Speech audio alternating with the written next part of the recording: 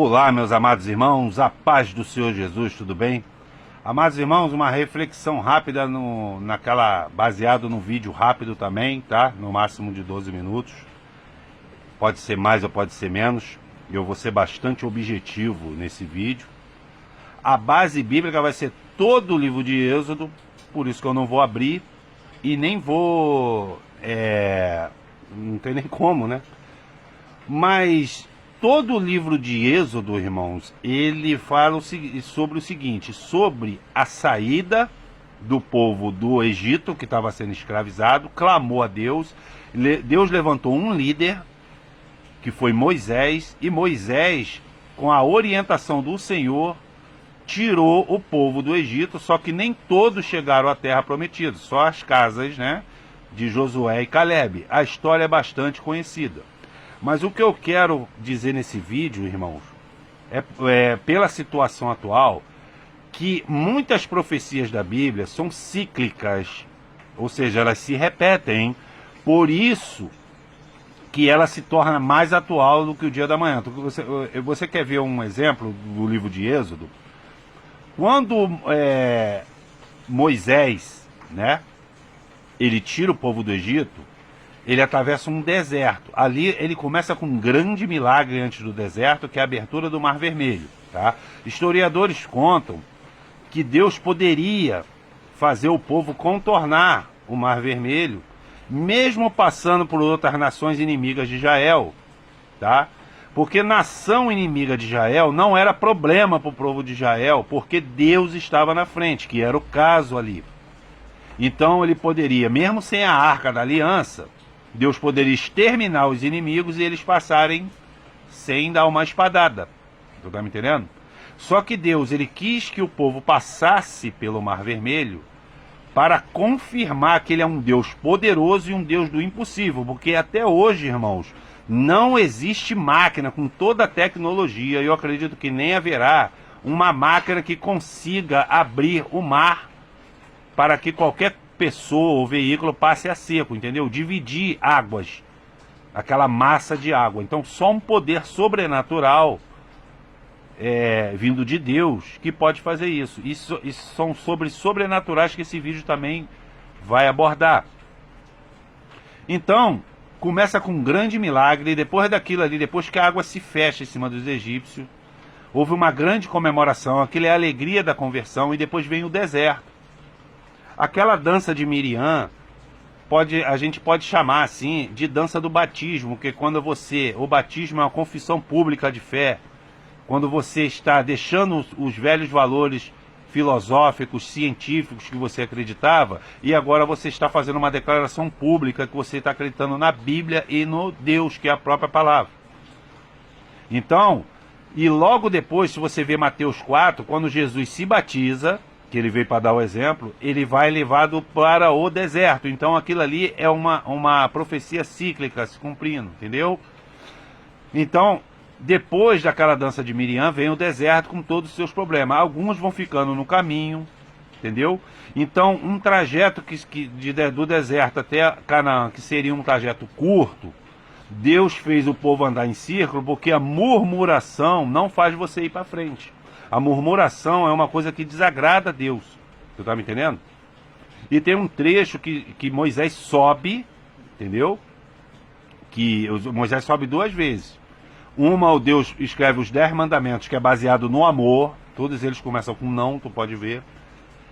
E Moisés, ele deixa os hebreus, que é a igreja, assim, aos cuidados de Arão, que é o irmão dele, para liderar. Então, Moisés é uma figuração de Jesus Cristo, ele subiu, ele está para descer, e deixou os hebreus, que é a igreja, aos cuidados do pastor, que é Arão, entendeu? E o que o povo fez? Mandou Arão fazer um bezerro de ouro, tá? E então Deus, ele não implicou tanto com o fato do ídolo bezerro de ouro, mas sim que o povo estava falando que foi aquele bezerro que fez todos aqueles milagres, como abriu o Mar Vermelho e tirou eles do Egito. Então o bezerro, ele poderia ser de qualquer outro material, de pedra, de madeira, entendeu? Mas ele foi de ouro porque representa a riqueza. Aquilo ali, a Bíblia está mostrando que quando Deus abençoa certas pessoas, as pessoas esquecem que foi Deus que abençoou e associa ao próprio bolso, à própria riqueza, à própria capacidade de produzir riqueza, entendeu, irmão? Então isso somando ao fato, meus irmãos, de que Deus também determinou naquela época que a gente trabalha 6 dias, entendeu? E folga um, que é chamado de Shabá, tá? Por o ser humano não cumprir isso, você pode perceber, você pode pegar na história que de 7 em 7 anos tem uma grande crise, de 14 em 14, de 21 em 21, de 70 em 70, de 49 em 49, tudo múltiplo de 7, pode perceber isso. De 49 em 49, de 490 em 490 anos, que inclusive tem a ver com a 7ª semana, com a morte do Messias, você tá me entendendo? Você pode ver que as Primeira e Segunda Guerras aconteceram no final desse período, porque Deus ele estabeleceu como perpétuo. Quando Deus estabelece algo como estatuto perpétuo, irmão, quer dizer que ele não vai mudar. Mas é o ser humano que quebra essas regras, entendeu? Então ele está sob maldição. A queda do World Trade Center também foi num período desse de jubileu de 7, quebrado, entendeu, irmãos? Vocês estão entendendo, meus irmãos? Então tá para vir aí também uma grande crise, só que essa é final, porque é uma junção de jubileu, é uma junção de superluas que Deus está avisando. A gente está muito perto de experimentar isso aí, que é algo inédito na história. Quem aqui tem mais de 40 anos, quem tem 50, 60 anos, vocês sabem que está acontecendo coisas hoje, inclusive tecnológicas, que a gente nem sonhava naquela época de criança. E vocês têm que saber também o seguinte, irmãos, a ONU, ela entrou em funcionamento em 1945, logo depois de quê? Da Segunda Guerra Mundial. Então a Bíblia prevê, especialistas estão prevendo que vem aí a Terceira Guerra Mundial. Então, ou um outro órgão vai ser criado nos moldes da ONU, ou a ONU será resetada. O que eu quero falar com os irmãos nesse vídeo é que pela Bíblia, por a Bíblia ser cíclica, é uma maneira que Deus avisou e até está mostrando que a gente pode prever o futuro e se preparar para isso. Você está me entendendo, irmão? Então vocês podem ver, depois de uma crise vem um período de prosperidade, mas o ser humano não aprende.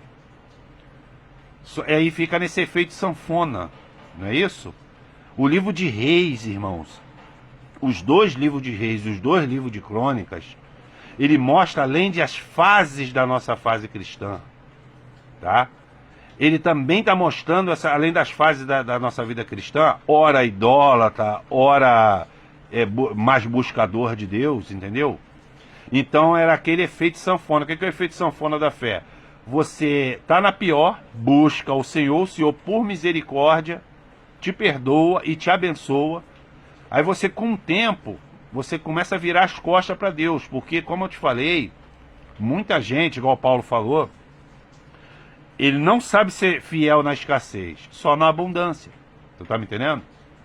E tem gente que nem isso, eles viram as costas para Deus porque eles são muito ricos. Eles ficam muito ricos porque Deus abençoa, porque Deus se agrada quando você busca Ele. Mas com o tempo você vai virando as costas para Deus.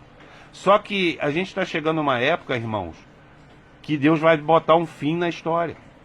Deus está me entendendo? Ele vai acabar com esse efeito sanfona.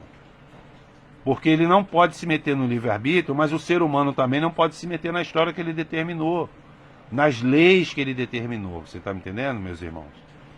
Então, querido, o que está para vir aí é uma mudança, é uma enganação geral, vai usar recursos tecnológicos avançadíssimos. Eu não estou nem falando de Bluebeam, nem o projeto HARP, tá?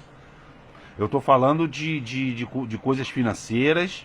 Eu estou vendo muita gente aí apostando quase todo o patrimônio em Bitcoin, que de uma hora para outra aquilo pode virar pó. Você está me entendendo? E eles estão fazendo, eles investem nessas moedas porque ela não é rastreável, parece, né? Para efeito de impostos também. Só que tem o seguinte, querido, Romanos 13, ele diz para a gente honrar o governante e pagar os nossos impostos. Então é uma ordenança bíblica em cima de uma vontade do povo, que a voz do povo não é a voz de Deus, quando dispensou Deus e quis um ser humano governando sobre ele, imitando nações pagãs. Eu já expliquei isso várias vezes em outros vídeos, que está lá no livro de 1 Samuel, que Deus mandou Samuel ungir Saul. E por causa disso a gente paga imposto até hoje. Então tem muita gente que, para fugir dos impostos, fica arrumando esses esquemas, que nada mais é do que um laço.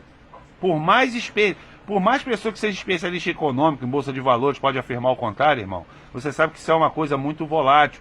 E acima de tudo, ele é uma moeda exclusivamente eletrônica. Então você não tem nenhuma garantia física, como ouro, entendeu? Como moeda. Você não tem. Então, se cumprir a profecia de Joel, que é Joel, né? Que ele vai mexer na energia da terra, ele vai arriar a eletricidade da terra, então vai botar muita gente para a idade da pedra. O que Deus está querendo mostrar, inclusive ele fala no profeta menor Malaquias, no capítulo 3, no versículo 6, é que ele não muda, ele não vai mudar, ele não abre mão, ele não faz acordo com a palavra, ele não vai passar a mão na cabeça de ninguém, entendeu? Ele não compactua com a teimosia. E ao mesmo tempo ele não quer um robô fanático seguindo ele. Então, irmãos, dentro da sua liberdade, os teus projetos de vida e até de alimentação, o segredo do sucesso é vocês colocar na mão de Deus. Você está me entendendo? Na mão do Senhor, com fé. Ele não vai esquecer de vocês. Agora a gente está chegando na hora do vale da decisão. Ou você vai decidir, e eu falei no outro vídeo, a marca da besta, o chip, seja lá o que for, é uma aliança, é um símbolo físico que quem colocar praticamente está falando assim: eu não acredito em Deus, eu não vou esperar Jesus, entendeu? Eu vou confiar em mim mesmo, na força do meu braço, na força do meu bolso. E tem um destino bem quente para isso que Deus criou, não só para a besta, para a morte por falso profeta, mas também para essas pessoas. Tu tá me entendendo, irmão? Então, é para vocês ficarem ligados nesses acontecimentos, que são todos eles proféticos e cíclicos, como a palavra de Deus. Qualquer dúvida, deixe nos comentários, e Deus abençoe a todos grandemente.